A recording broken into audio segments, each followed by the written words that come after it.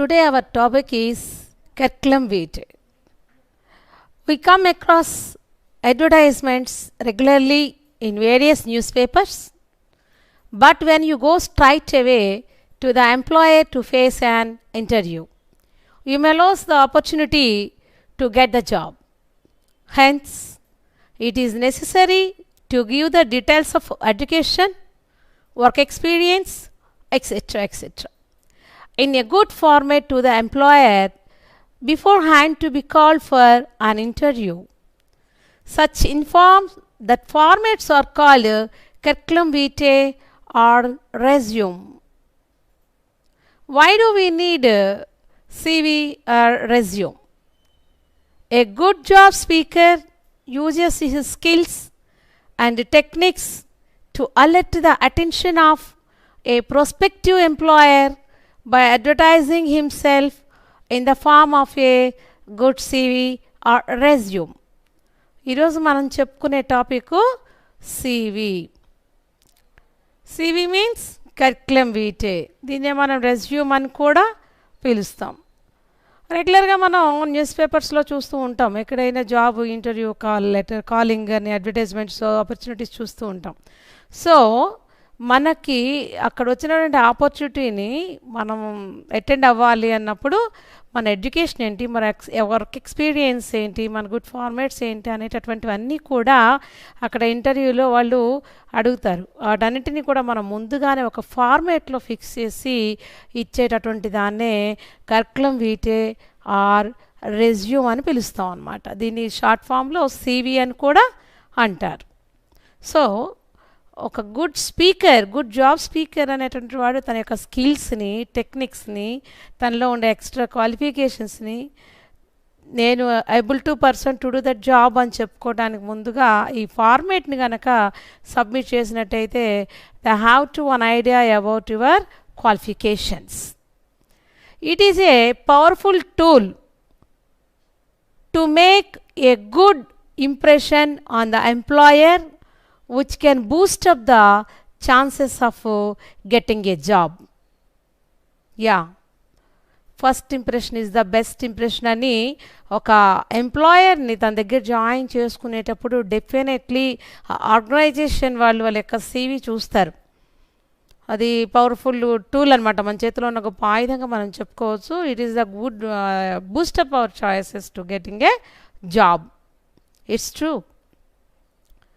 Now, let us know the difference between a CV and a resume. ముందు ఇప్పుడు మనం CV అంటే ఏంటి, రెజ్యూమ్ అంటే ఏంటి, రెండు కూడా డేటా ఇచ్చేవే కదా, మరి వాటి మధ్యన చిన్న తేడా ఏంటి అనేది చూద్దాం. CVs and resumes both have similar purposes that provide key information about your skills, experiences, education and personal qualities that show you as the ideal candidate.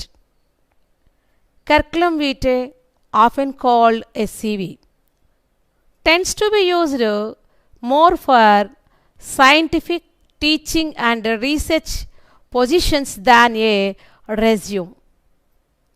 The clear division between a CV and a resume is, before go to సివికి రెజ్యూమ్కి రెండిటికి చాలా similar skills, similar purposes ఉంటాయండి. రెండు చాలా దగ్గరగా ఉంటాయి. Skills కానివ్వండి, experience కానివ్వండి, మన ఎడ్యుకేషను, అలాగే మన పర్సనల్ క్వాలిఫికేషన్స్, మీరు ఏంటి, వాట్ అబౌట్ యువర్ సెల్ఫ్ అనేది కంప్లీట్గా మనం ఇస్తూ ఉంటాం. అలాగ వచ్చే డీటెయిల్స్ డేటానే మనం సివి అని పిలుస్తాం. సేమ్ ఇలాగే ఉంటుంది, కానీ రెజ్యూమ్లో కొంచెం scientific, teaching and research positions గురించి ఇంకొంచెం క్లారిటీగా, ఇంకొంచెం కొత్తగా న్యూగా ప్రజెంట్ చేసుకోవడానికి ఉంటుంది. సో మనం అప్లై చేసే పోస్ట్ను బట్టి మనం ఏ మోడల్లో ఫ్రేమ్ చేయాలి అనేది that is completely our wish only. So the main divisions between CV and resume అన్నప్పుడు the first one, origin and definition. చూద్దామండి అసలు సివి దేనిలోంచి మనం తీసుకొని వచ్చాము. Latin course of one's life లాటిన్లో కోర్స్ ఆఫ్ వన్స్ లైఫ్ అనే దాంట్లోంచి తీసుకొని రాబడిందే CV. This is the origin of CV. So what is the goal? Describe accomplishment with great detail, focus on how these relate to career plans. ఇక్కడ మనం a great క్వాలిటీస్ని details ఇస్తున్నాము, మనం దేని మీద ఫోకస్ చేస్తున్నాము, what is the career plan to relate అనేది క్లియర్గా ఇస్తాం. అలాగే ప్రైమరీ ఫంక్షన్స్ను చూసుకున్నప్పుడు సివిలో comprehensive list of accomplishments, applications for academic positions or jobs associated with colleges, universities, advanced research, fellowship etcetera etcetera. మనం ఇక్కడ జాబ్కి, అసోసియేట్ జాబ్స్కి జాబ్ అప్లై చేసేటప్పుడు కానివ్వండి, యూనివర్సిటీలో or colleagues or advantages of the research స్కాలర్గా మనం వెళ్ళాలన్నప్పుడు, ఫెలోషిప్ తీసుకోవాలన్నప్పుడు, మన అప్లికేషన్ సబ్మిట్ చేసేటప్పుడు ముందుగా మన సివిని వాళ్ళకి ప్రజెంట్ చేయాలి. సో అలాగ ప్రజెంట్ చేసేటప్పుడు all these accomplishments list with the comprehensive list we prepare through the CV. And these are all the primary functions in CV. Next, length, that long 2 pages or more. దాదాపుగా మనకు CV అంటే 2 or more pages వచ్చేస్తుందండి. So ఇది is the format of CV. And what about resume? Resume, this origin and definition from French to summarize. ఫ్రెంచ్లో to summarize నుంచి మనం తీసుకోబడినటువంటిదే అయితే రెజ్యూమ్ అంటాం దీన్ని. And this goal is describe accomplishments briefly, living out extra details. బ్రీఫ్గా who is the candidate is there, who is the applicant is there ఇచ్చేటంటే బ్రీఫ్గా వాళ్ళ యొక్క డీటెయిల్స్ అన్నింటినీ కూడా మనకి అందించే ఉద్దేశంతో చేయబడేటటువంటిదే resume. And then primary functions, brief list of accomplishments, applications for jobs in industry. Right, మనం సివిలో ప్రైమరీ ఫంక్షన్ అన్నప్పుడు comprehensive list of the accomplishments అని చెప్పుకున్నాం. ఇక్కడ బ్రీఫ్ లిస్ట్ ఆఫ్ అకాంప్లిష్మెంట్స్ ఉన్నటువంటి విషయాల్ని సంక్షిప్తంగా వివరిస్తాం. And applications for jobs in industries, main industrial multinational talented కంపెనీస్లో అలాగే మనం జాబ్కి అప్లై చేయాలన్నప్పుడు we prefer resume. Mostly the length is short, 1 to 1 or 2 pages. So this is the main differences between the CV and resume. Next, while writing a CV or resume, keep the points in view. First one, the draft must relevant to the position you are applying for. మనం దేనికైతే apply చేయాలి అని అనుకుంటున్నామో దానికి సంబంధించిన విధంగా అంతవరకు మాత్రమే మనం ఇన్ఫర్మేషన్ని డ్రాఫ్ట్ చేయాలి. First point. Maybe it is a CV or resume, దేనికైనా కూడా ఇప్పుడు చెప్పేటటువంటి రూల్స్ అన్నీ కూడా రెండింటికి వర్తించేవి. It is the common. Second one, the information must be precise and up to the point. అదండి, నీ అక్కడ ఇవ్వాలి అనుకున్నటువంటి ఇన్ఫర్మేషన్ని అప్ టు ద పాయింట్ అంటే క్లియర్గా ఉండాలి, ఎక్కడ కూడా కన్ఫ్యూజన్ ఉండకూడదు ఇన్ఫర్మేషన్లో. Third point, update your profile whenever you apply for different jobs. అది మనం ఎప్పటికప్పుడు మన ప్రొఫైల్ని అప్డేట్ చేస్తూ ఉండాలి. ఎప్పుడో పాత మోడల్ ఒకటి ఉంది దాన్నే తీసుకుంటాను అలాగే చేస్తానంటే అవ్వదు. ఎప్పటికప్పుడు మనం అప్లై చేసేటప్పుడు డిఫరెంట్ జాబ్స్కి అప్లై చేసేటప్పుడు ఎప్పుడు చేసినా మన ప్రొఫైల్ని అప్డేట్ చేసుకుంటూ ఉండాలి.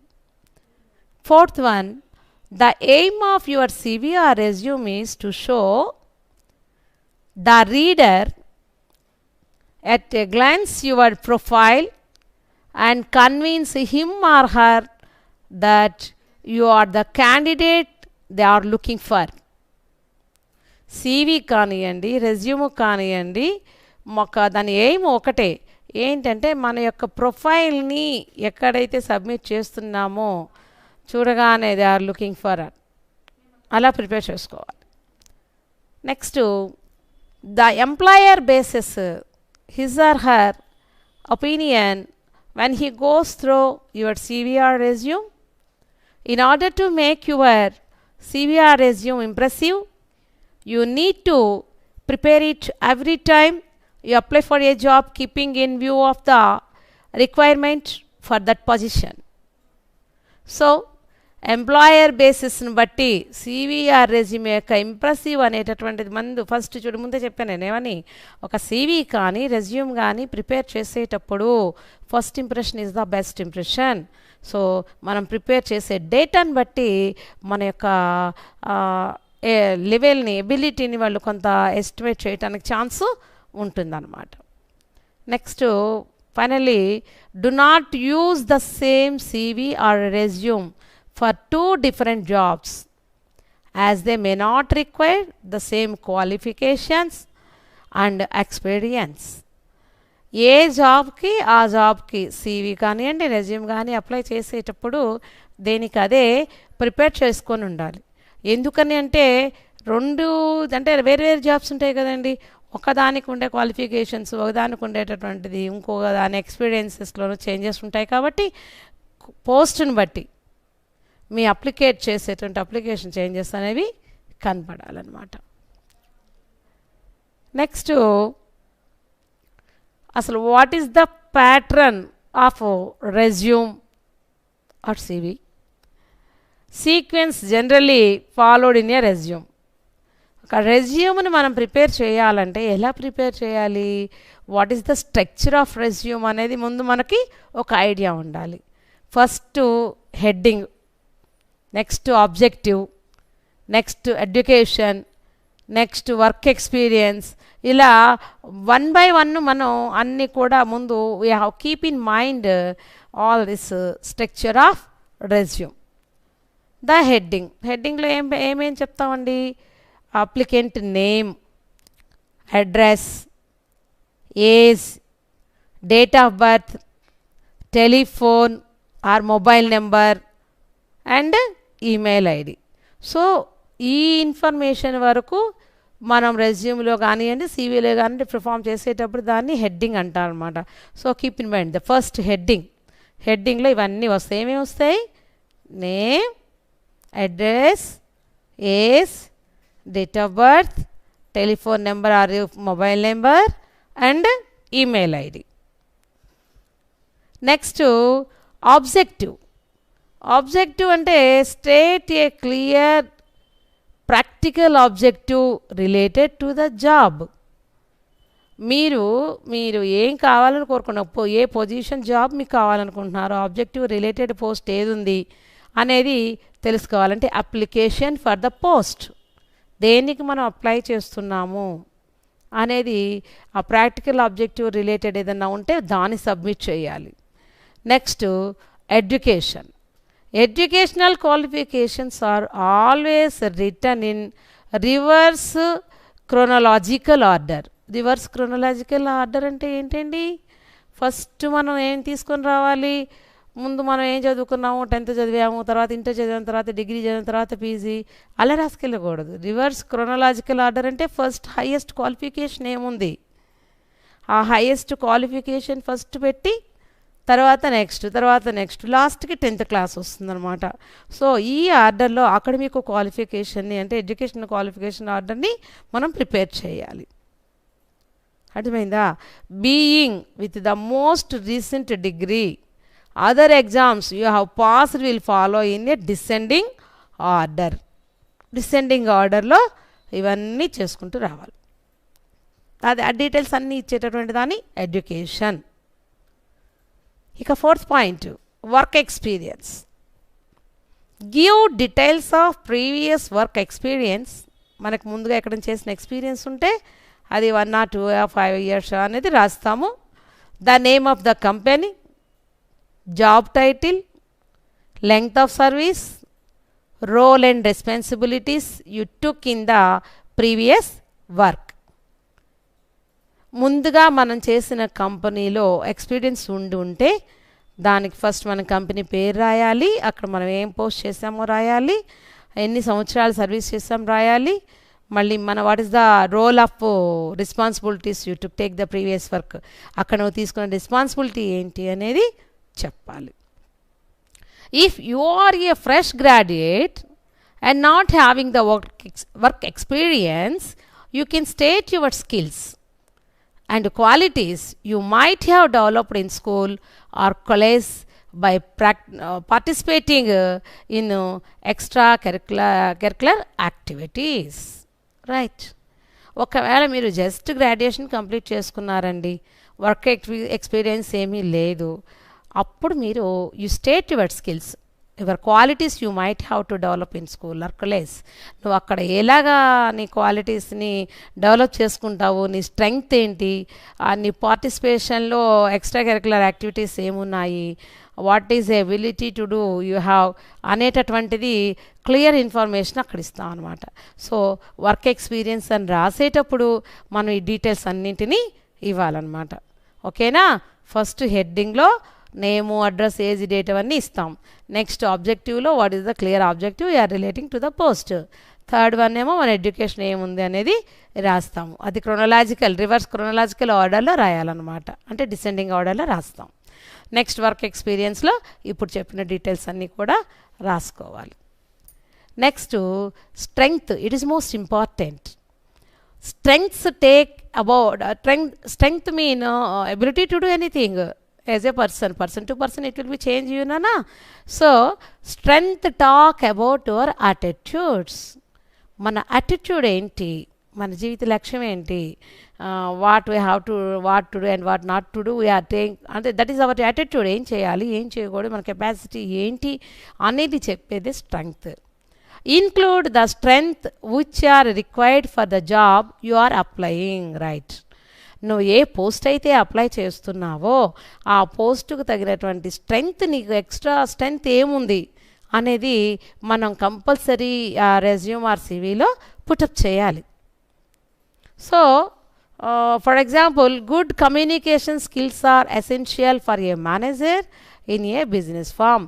ఒక బిజినెస్ ఫామ్లో మేనేజర్గా ఉండాలి అన్నప్పుడు అతనికి కావాల్సినవి ఏంటి? గుడ్ కమ్యూనికేషన్ స్కిల్స్ ఉండాలి.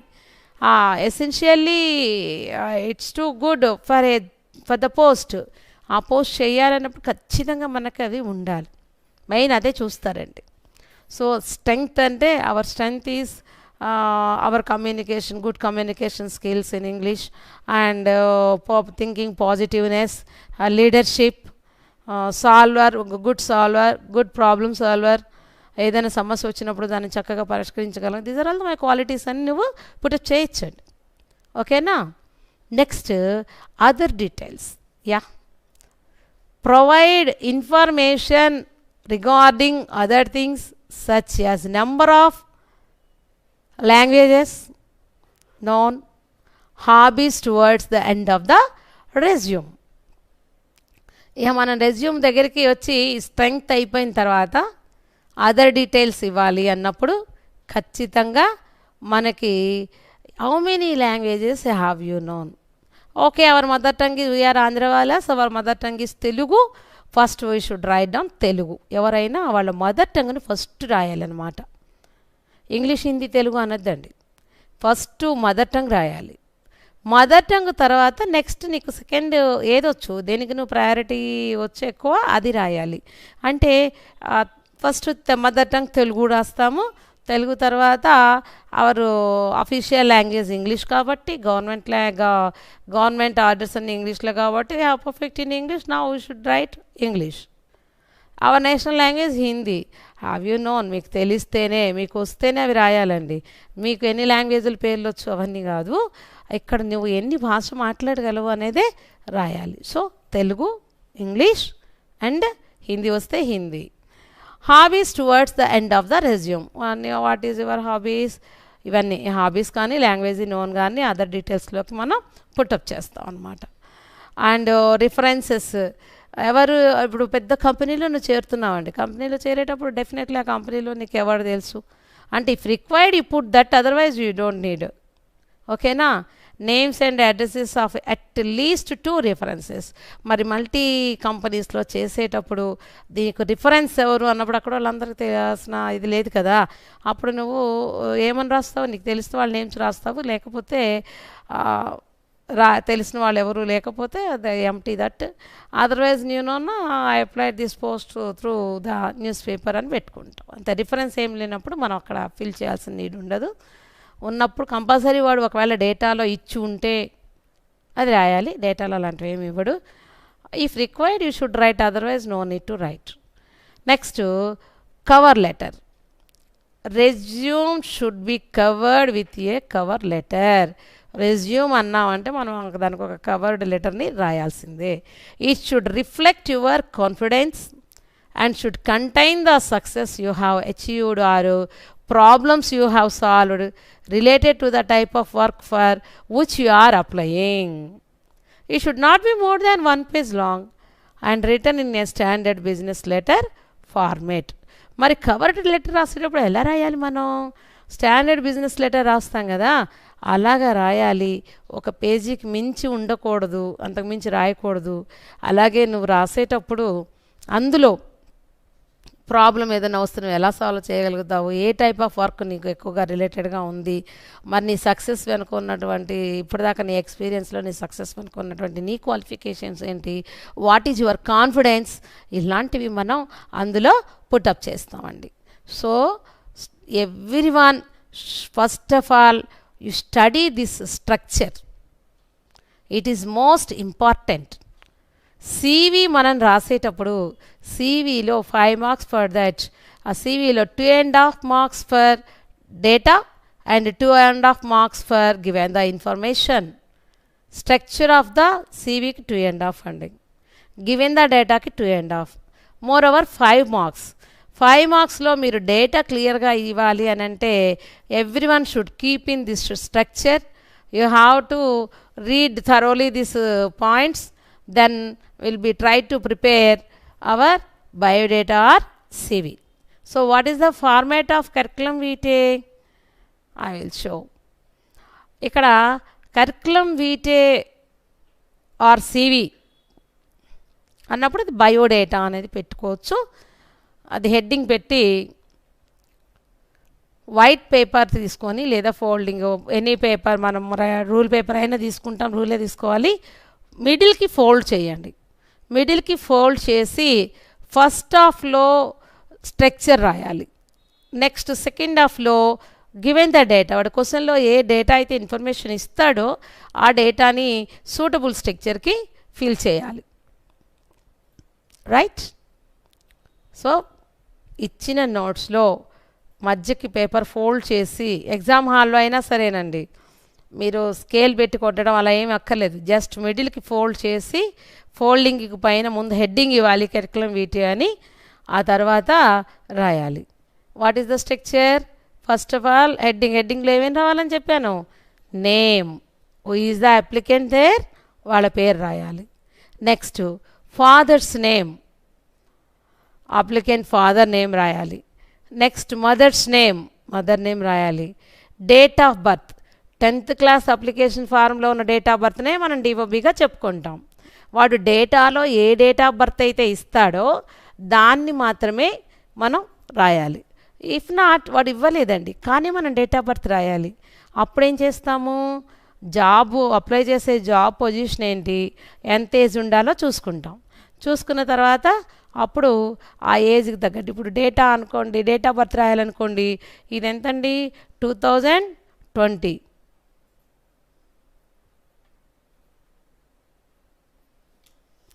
2020లోంచి ఆ డేట్ ఆఫ్ బర్త్ అంటే సపోజ్ ఒక హాస్టల్ వార్డెన్ పోస్ట్కి అప్లై చేస్తున్నారనుకోండి, మినిమం 30-35 ఇయర్స్ ఏజ్ ఉండాలి, లేదా 30కి మినిమం గ్యారంటీ ఉండాలి. అప్పుడు 2020లోంచి 30ని మైనస్ చేస్తాం. మైనస్ చేసినప్పుడు మనకి ఎంత వస్తుంది అంటే, నువ్వు 1990లో పుట్టినట్టు వస్తుంది. So 1990 6th date 8th month, ఇలా డేట్ ఆఫ్ బర్త్ని మనం ఫ్రేమ్ చేసుకోవచ్చు. వాడు డేటాలో ఇవ్వకపోతే, వాడే కనుక డేటాలో ఇస్తే ఆడు ఏదైతే ఇస్తాడో క్వశ్చన్లో అదే రాయాలి. అర్థమైందా? 25 years at the age 25 years ఈ చూస్ దట్ చాయిస్ అన్నాడు అనుకోండి. అప్పుడు 2020 ఇయర్, దిస్ ఇయర్ 2020 కదా, 2020 అయితే 2020 నుంచి 25 yearsను మైనస్ చేస్తే ఏ ఇయర్ వస్తుందో దాన్ని డేట్ ఆఫ్ బర్త్ అంట. డేట్ ఆఫ్ ఇయర్ అనమాట, నువ్వు పుట్టినటువంటి సంవత్సరం డేట్ ఆఫ్ బర్త్లో. నెక్స్ట్ అడ్రస్లో పర్మనెంట్ అడ్రస్, లోకల్ అడ్రస్ రెండు ఉంటాయండి. అక్కడ లోకల్ కాకుండా ఉన్న ఇంటి నుంచి పంపించేటట్టయితే ఆ అడ్రస్సే రాయాలి. డేటాలో వాడు అడ్రస్ ఇస్తాడు కదా, ఆ అడ్రస్సే రాయాలి. ఒకవేళ వాడు అడ్రస్ ఇవ్వకుండా జస్ట్ హైదరాబాదు లేదా ఖైరతాబాదు అలా ఇచ్చాడు అనుకోండి, అప్పుడు మీరు డోర్ నెంబరు, స్ట్రీట్ నేము అవి మీరు క్రియేట్ చేసి కింద మాత్రం ఖైరతాబాద్ అయితే ఖైరతాబాదు, హైదరాబాద్ అయితే హైదరాబాదు, విజయవాడ అయితే విజయవాడ అని రాయాలి. అంతేగాని వాడు అడ్రస్ అడిగితే మన ఇంటి అడ్రస్ అక్కడ రాయకూడదు, రాంగ్, హాఫ్ మార్క్ పోతుంది. నెక్స్ట్ ఈమెయిల్ ఐడి, పైన ఎవరి నేమ్ అయితే రాస్తామో వాళ్ళ నేమ్తోనే ఈమెయిల్ ఐడిని క్రియేట్ చేయాలి. ఓకేనా? Next phone number, has given or not, వాడు ఇస్తే ఇచ్చింది రాస్తాము, లేదంటే ఒక నెంబర్ని మనం అక్కడ వేస్తాం. నెక్స్ట్ ఎడ్యుకేషనల్ క్వాలిఫికేషన్, ఒక్కొక్కసారి డేటాలో వాడు ఎడ్యుకేషన్ క్వాలిఫికేషన్ అడగలేదనుకోండి, పోస్ట్ ఒకటే చెప్పాడు అనుకోండి, అప్పుడు ఆ పోస్ట్కి సో టీచర్ పోస్ట్ అనుకోండి, కనీసం బీఎస్సీ బీఈడీ ఉండాలి కదా, అవునా? సో అది క్వాలిఫికేషన్ కింద మనం పెడతాం. అకాడమిక్ క్వాలిఫికేషన్స్, ఇక్కడ మీరు గుర్తుపెట్టుకోవాలి ప్రతి ఒక్కళ్ళు, ఎడ్యుకేషనల్ క్వాలిఫికేషను అంటే డిగ్రీ, డిప్లొమా ఏదైతే అది అక్కడ రాయాలి. అదే అకాడమిక్ క్వాలిఫికేషన్ అనుకోండి, అకాడమిక్ క్వాలిఫికేషన్ అంటే టోటల్ మీ ఎడ్యుకేషనల్ అకాడమిక్ ఇయర్ మొత్తం కూడా మనం అక్కడ ఫామ్ చేయాలి. అందుకని ఒక బాక్స్ ఇస్తాం. మిగతావన్నీ కూడా స్ట్రక్చర్ ఒకవైపు, గివెన్ ద డేటా ఇంకోవైపు అంటాం కదా. ఈ అకాడమిక్ క్వాలిఫికేషన్ అనేది రాసిన తర్వాత టోటల్ పేజీ మొత్తానికి మనం ఒక బాక్స్ కట్టుకుంటాం అన్నమాట. దాన్ని 5 parts చేస్తాం. Rows, columns, serial number first one, next name of the course, తర్వాత name of the board university, next year of passing, next percentage of the marks. ఇందాక ఆల్రెడీ చెప్పుకున్నాం కదండి మనం రివర్స్ ఆర్డర్లో రావాలండి అని. First highest qualification PG. PG అంటే ఏంటి?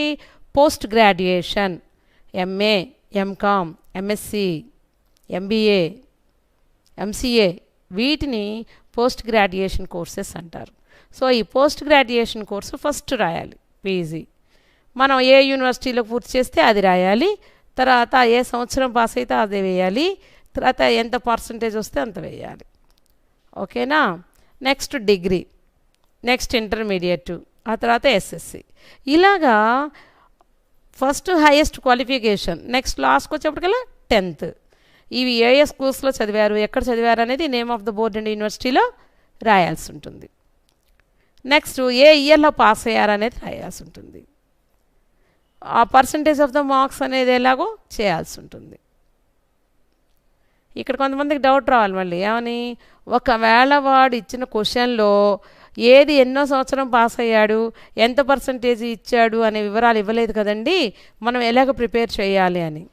సింపుల్, వాడు పీజీ హోల్డర్ అన్నాడు అనుకోండి, మీరు పీజీ చేస్తున్నారు పోస్ట్కి అప్లై చేయండి అన్నాడు అనుకోండి, ఫస్ట్ మనం 10th క్లాస్ చూసుకుంటాం. వాడు ఇవ్వలేకపోతే, వాడు ఇయర్స్ పర్సంటేజ్ ఇవ్వకపోతే మనం ఎలా క్రియేట్ చేసుకోవాలి? మీ డేట్ ఆఫ్ బర్త్ 2020లో మనం ఉన్నాం. నేనేం చెప్పాను, 2020లోంచి ఒక పోస్ట్ అప్లై చేయడానికి 23 years ఏజ్ అనుకుందాం అమ్మా, కొత్తగా టీచర్ పోస్ట్కి. అప్పుడు ఏం చేస్తారు మీరు, 10లోంచి 3 తీసేస్తే 7 వస్తుంది, 16లోంచి 7 పోతే 9, అంటే ఎప్పుడు పుట్టినట్టు 1997. సో 1997కి ఇప్పుడు ఎస్ఎస్సి ఎప్పుడు పాస్ అయ్యామని చెప్పాలంటే ఏం చెప్తాం, +16. ఏ ఇయర్ అయితే వస్తుందో ఆ ఇయర్ని ఎస్ఎస్సి పాసింగ్ ఇయర్ కింద రాస్తాం.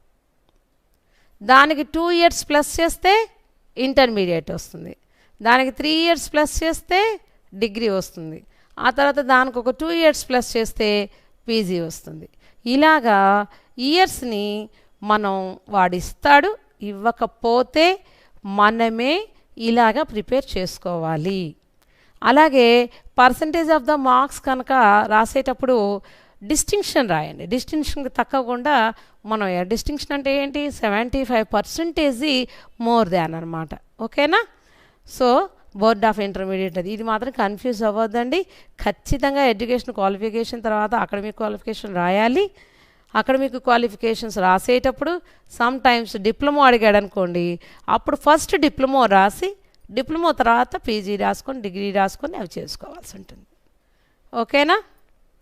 Next technical qualification. If you have any technical qualification you put there, otherwise లేదనుకోండి చిన్న ఐఫోన్ పెట్టేసేయచ్చు. టెక్నికల్ క్వాలిఫికేషన్స్ ఏమంటే ఏమొస్తాయి, type, shorthand, C++, Java ఇలాంటివి ఉన్నాయి కదా, అలాంటివన్నీ కూడా మనకి టెక్నికల్ క్వాలిఫికేషన్స్ కింద వస్తాయి అన్నమాట. Next experience. రైట్, ఎక్స్పీరియన్స్ ఉంటే ఎక్స్పీరియన్స్ అని రాయండి. ఎక్స్పీరియన్స్లో ఏమేమి రాయాలి అప్పుడు, కంపెనీ నేమ్ రాయాలి, మీ ప్రీవియస్ శాలరీ రాయాలి, మీ work level status, what is the position in that state అనేది రాయాలి. ఇలాగా అవన్నీ కూడా క్లియర్గా వివరాలు ఇవ్వాల్సి ఉంటుంది. ఎన్ని సంవత్సరాలు వర్క్ చేశారు అనేది కూడా రాయాలన్నమాట. సో ఎక్స్పీరియన్స్ ఇవన్నీ రాయాలి. ఒకవేళ ఇవి కనుక లేకపోతే ఫ్రెష్ అని రాయండి. Next present address. రైట్, మన పర్మనెంట్ అడ్రస్సే కాకుండా ప్రజెంట్ అడ్రస్ అని అడుగుతారని చెప్పాను కదా, ప్రజెంట్ మనం ఎక్కడున్నాము అనేది రాయాలి. ఇక హాబీస్కి వచ్చేటప్పటికల్లా మీకు ఏమేమి హాబీస్ ఉంటాయో అవి రాయండి. అంటే listening music, reading books, watching TV, ఇలాగ ఏవైతే మీకు ఉంటాయో అవి రాయొచ్చు. తర్వాత లాంగ్వేజెస్ నోన్, ఇందాక చెప్పాను కదా నేను, ఫస్ట్ తెలుగు రాయండి. ఎందుకంటే our mother tongue first you should write now. Mother tongue తర్వాత other languages have you know, how many languages have you know, you should write there. ఓకేనా? నెక్స్ట్ స్ట్రెంగ్త్ వచ్చేటప్పటికల్లా problem solver, good communication skills in English, patiency, thinking positive nature, these are all our strength, able to do anything. ఓకేనా? Next expected salary. మనకి experience కనుక ఉంటే previous మనం తీసుకున్న శాలరీకి add చేసి అడుగుతాం, దాన్ని ఎక్స్పెక్టెడ్ శాలరీ అంటాం అన్నమాట. ఒకవేళ మనం అదే ఫ్రెషర్ అనుకోండి, యాజ్ అవర్ సర్వీసెస్ అని కూడా రాయొచ్చు. Next declaration. ఈ డిక్లరేషన్కి కొన్ని పోస్టులకే డిక్లరేషన్ అవసరం అవుతుందండి, ప్రతి పోస్ట్కి అవసరం లేదు. సో ఇచ్చినటువంటి పోస్టు ఏదైనప్పటికీ కూడా I have given the above data అంటే మనం పైన ఇచ్చినటువంటి డేటా మొత్తం కూడా ఖచ్చితమైంది అని తెలియజేస్తూ చిన్న డిక్లరేషన్ 2 లైన్స్లో రాస్తాం అన్నమాట. అయిపోయిన తర్వాత కొంచెం స్పేస్ ఇచ్చి కింద డేటు, మనం ఏ రోజైతే అప్లికేషన్ పంపిస్తున్నామో ఆ డేటు, తర్వాత ప్లేస్ అయితే ప్లేసు రాయాల్సి ఉంటుంది. అప్పుడు next right edge corner signature రావాలి. Remaining all part start from left only. ఓకేనా? This is the format of CV. మరి ఫార్మేట్ ఆఫ్ రెజ్యూమ్ ఎలాగ చేయాలి అనేది చూస్తే resume format complete different from CV format. మనకి సివి ఫార్మేట్ మొత్తం 2 పార్ట్స్ చేసి 1 పార్ట్ లెఫ్ట్ కార్నర్ నుంచి 1 by 1 స్టెప్ బై స్టెప్ రాసుకుంటూ వచ్చి యువతల ప్యాటర్న్ కంప్లీట్ చేసాం. బట్ రెజ్యూమ్ ఫార్మేట్ వచ్చేప్పటికల్లా కంప్లీట్ సెంట్రలైజ్డ్, ప్రతిదీ సీరియస్గా ప్రతిదీ కూడా సెంటర్లోంచే స్టార్ట్ అవుతుంది. మిడిల్లోనే అంతా రాసేసుకుంటూ వస్తాం. ఒక కార్నర్ నుంచి స్టార్ట్ చేయడం ఇంకో కార్నర్కి వెళ్ళటం అలా ఉండదు అనమాట. That is the format of resume. First మనం మన హెడ్డింగ్లో నేము, అడ్రస్సు ఇవన్నీ ఇస్తాము. ఆబ్జెక్టివ్లో కూడా అంతేనండి, మొత్తం డీటెయిల్ ఇచ్చేసుకుంటాం. నెక్స్ట్ ఎడ్యుకేషన్కి వచ్చేటప్పటికల్లా ఇందాక ఇచ్చినటువంటి టేబుల్ లాగా కాకుండా ఇక్కడే మొత్తం 1 by 1 మనం ఏం చదివామంటే అంతా కూడా వివరాలు ఇస్తాం. నెక్స్ట్ వర్క్ ఎక్స్పీరియన్స్, ఇది మిడిల్లోనే చేస్తాం. మన strength as usual same strength, additional information ఇవ్వాలన్నా అది కూడా మిడిల్లోనే ఇస్తాం. Finally declaration also should write in center only. Middle of the page we prepare the complete resume. This is the model of the resume. And then finally అది మొత్తం అయిపోయిన తర్వాత as usually left కార్నర్లో ఫస్ట్ ప్లేస్ మనం ఏ ఊర్లో ఉన్నాము ఏంటనేది రాస్తాము. నెక్స్ట్ డేట్ రాస్తాము. తర్వాత signature as usually right bottom. ఓకేనా. Add a covering letter to the above resume. వీటన్నిటితో పాటుగా మనం ఒక కవరింగ్ లెటర్ని 1 పేజీకి మించకుండా కవరింగ్ లెటర్ని రాసి యాడ్ చేస్తాం అనమాట. This is the model of resume. ఇప్పుడు మనం ఫార్మేట్ 1, 2 చూసుకున్నాం కదా. ఇప్పుడు ఎగ్జాంపుల్లోకి చూద్దాం. మనం ఒక 2-3 ఎగ్జాంపుల్స్ చూద్దామండి. ఇందాక నేను మీకు చెప్పాను, మీకు కొంచెం కన్ఫ్యూజ్ అయ్యి ఉండొచ్చు. వాడు డేట్ ఆఫ్ బర్త్ ఇవ్వకపోతే మనం ఎలా ఫ్రేమ్ చేసుకోవాలి, వాడు ఎలా ఇస్తాడు అని చెప్పి అన్నాం కదా. ఎలాగో చూద్దాం. ఒక్కొక్క డేటాలో ఎక్కడ ఏదైనా క్వశ్చన్లో ఉంటే ప్రిపేర్ చేద్దాం. Prepare resume based on the information given below. Resume ఫార్మేట్లో ప్రిపేర్ చేయమన్నాడండి. Right. K Pramila, aged 23 years, BSc chemistry, good communication skills in English, degree from Saint Paul's degree college, Secunderabad, intermediate with MPC 84%, KS junior college, Secunderabad, worked as lab assistant in analytical laboratory in Nacharam for 2 years, present address 2/3/157 street number 4, Domalguda, Hyderabad. So ఈ రెజ్యూమ్ను మనం చూసినప్పుడు అమ్మాయి పేరు ఇచ్చారు, year ఇచ్చారు, date of birth ఇవ్వాల. So మనం డేట్ ఆఫ్ బర్త్ ప్రిపేర్ చేసుకోవాలి. బీఎస్సీ అన్నాడు కాబట్టి మనం బీఎస్సీ వరకే చూసుకోవాలి ఫార్మేటు. డిగ్రీ ఎక్కడ చదివింది, కాలేజీ పేరు ఇచ్చాడు, ఊరిచ్చాడు. ఇంటర్మీడియట్కి కాలేజీ పేరు ఇచ్చాడు, పర్సంటేజీ ఇచ్చాడు. డిగ్రీకి పర్సంటేజ్ ఇవ్వలేదండి. సో అక్కడ మనం ఫ్రేమ్ చేసుకోవాలి. ఓకేనా. నెక్స్ట్ ఎక్స్పీరియన్స్ ఇచ్చాడు, ఫలానా వాళ్ళ ఏ కంపెనీ నేమ్ ఇచ్చాడు, వర్కింగ్ లెవెల్ స్టేటస్ పొజిషన్ ఇచ్చాడు, ప్రజెంట్ అడ్రస్ కూడా ఇచ్చాడు. ఇప్పుడు మనం ప్రిపేర్ చేసేటప్పుడు ఇవి గుర్తుపెట్టుకోవాలి. ఫస్ట్ ఎవరైనా సరే ఒక రెజ్యూమ్ కానివ్వండి, సీవీ కానివ్వండి, ప్రిపేర్ చేసేటప్పుడు ముందు క్వశ్చన్ ఒకసారి చదివి రెండోసారి సెకండ్ టైం చదివేటప్పుడు ఆ రెజ్యూమ్లో డీటెయిల్స్ ఏమున్నాయి, మనం ఏం ఫ్రేమ్ చేసుకోవాలి ఓన్గా అనే ఐడియాతో తయారు చేస్తే తప్పుకోకుండా ఉంటాయన్నమాట. ఫస్ట్ నేమ్ ఇచ్చేసాడుగా వాడు, కే ప్రమీల. నెక్స్ట్ ఏముంది, అడ్రస్ ఫర్ కమ్యూనికేషన్. వాడు అడ్రస్ ఇచ్చాడు, యాజ్ ఇట్ ఈజ్ మనం అదే అడ్రస్ టైప్ చేసుకుంటాం. ఓకేనా, రాస్తాం. కాంటాక్ట్ నెంబర్ అన్నాడు, వాడు ఇచ్చాడు కాంటాక్ట్ నెంబర్ మనకి ఇవ్వలేదు, కానీ ఇప్పుడు మనమే కాంటాక్ట్ నెంబర్ని క్రియేట్ చేసుకుంటాం. ఓకేనా. Next date of birth. వాడు 23 years అన్నాడు, అంతేగాని డేట్ ఆఫ్ బర్త్ ఇవ్వలేదు కదా. సో ప్రజెంట్ అకాడమిక్ ఇయరు ఏదైతే ఉంటుందో 2020లో అనుకోండి, అప్పుడు 89లో పుట్టాడని రాసుకోవచ్చు. లేదా 2020 1988లో పుట్టారు, ప్రజెంట్ ఇయర్లోంచి 23 years మైనస్ చేస్తే ఇక మంత్ డేటు మనం ఓన్గా వేసుకుంటాము, డేట్ ఆఫ్ బర్త్ వచ్చేస్తుంది. డేట్ ఆఫ్ బర్త్ రాసిన తర్వాత ఏజ్ కూడా రాయాలండి. 23 years వాడు ఇచ్చాడు కదా డేటాలో, ఖచ్చితంగా రాయాలి. Next post applied for. ఏ పోస్ట్కి నువ్వు అప్లై చేయబోతున్నావు, laboratory assistant. Next educational qualifications. ఇది రెజ్యూమ్ మోడల్ అడిగాడు కాబట్టి వాడు మనం అకాడమిక్ బాక్స్ వేయాల్సిన అవసరం లేదు. కాబట్టి BSc chemistry from Saint Peter's degree college, Secunderabad. Column number 2, intermediate with MPC 84%, KS junior college, Secunderabad. 10th కూడా రాయొచ్చు మనం, వాడు 10th ఇవ్వకపోయినా కూడా 10th అని చెప్పి దానికి ఒక పర్సంటేజ్ ఇచ్చుకొని అదే హైదరాబాదు సికింద్రాబాదు ఏదైతే లోకల్ అది కూడా పుటప్ చేయొచ్చండి. నెక్స్ట్ అదర్ మెరిట్స్ ఏమున్నాయి, having previous experience worked as lab assistant in an analytical laboratory in ఆచారం for 2 years. So previous year ఇక్కడ మనం క్రియేట్ చేసే పని లేదు, ఆల్రెడీ వాడు ఇచ్చేసాడు కాబట్టి యాజ్ ఇట్ ఈజ్ అదే మనం రాస్తాం అన్నమాట. ఓకేనా.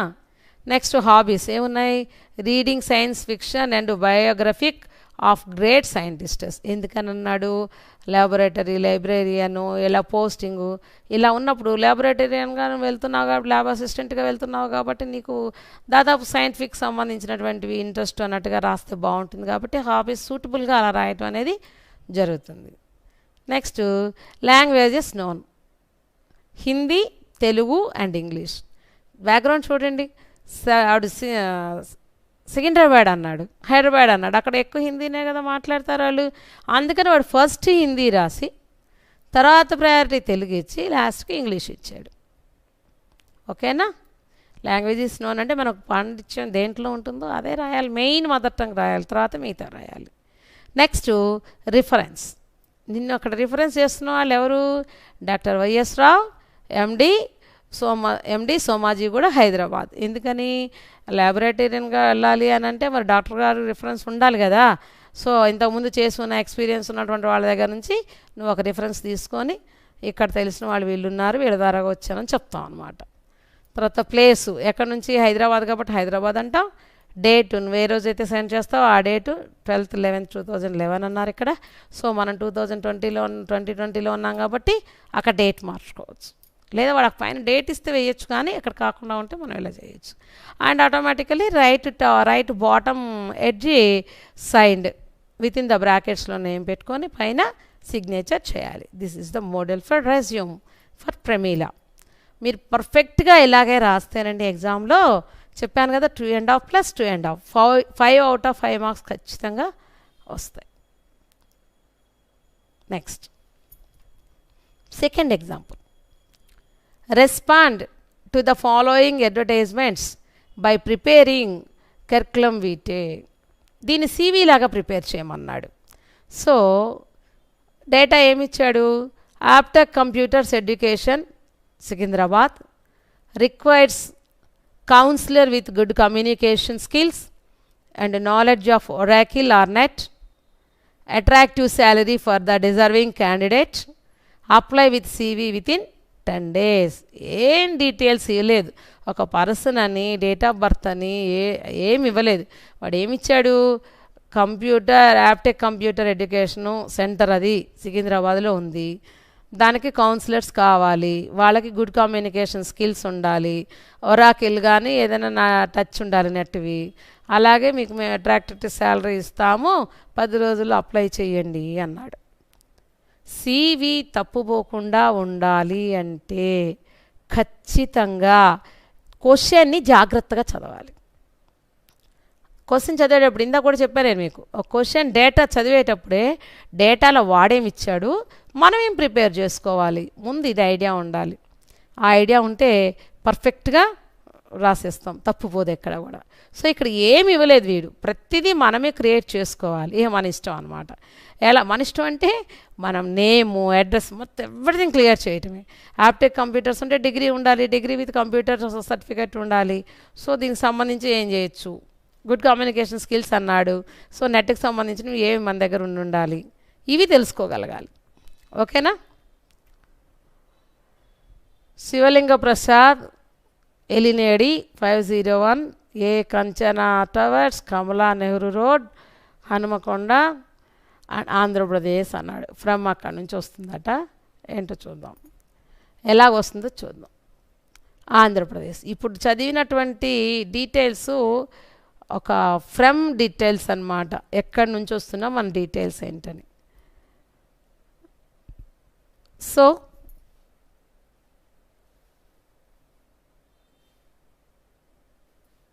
ఇక్కడ కరికులం వీటి రాసేటప్పుడు మనం క్లియర్గా చెప్పాం, కవర్డ్ లెటర్ రాసి ఆ కవర్డ్ లెటర్ తర్వాత డీటెయిల్స్ని తీసుకొచ్చుకోవాలి. So to the managing director computer education Secunderabad Andhra Pradesh.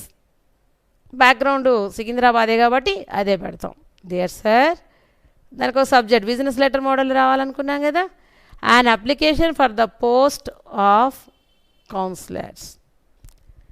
This has reference to your advertisement in the news paper the Hindu dated 20th November 2012. I would like to apply for the post of counselor. Aptech Computer Education, Secunderabad. I feel I have the essential and a desirable skill required for the positions. ఈ covered లెటర్లో మనం మేము news paper Hindu news పేపర్లో చదివి ఉన్నామండి అని చెప్పి చెప్పుకుంటున్నాం అనమాట. సో ఇలా డీటెయిల్స్ అన్నీ తీసుకొని లెటర్ రాస్తున్నాం. As my CV clearly shows I have always been a meritorious student, securing more than 75% marks in all the examinations.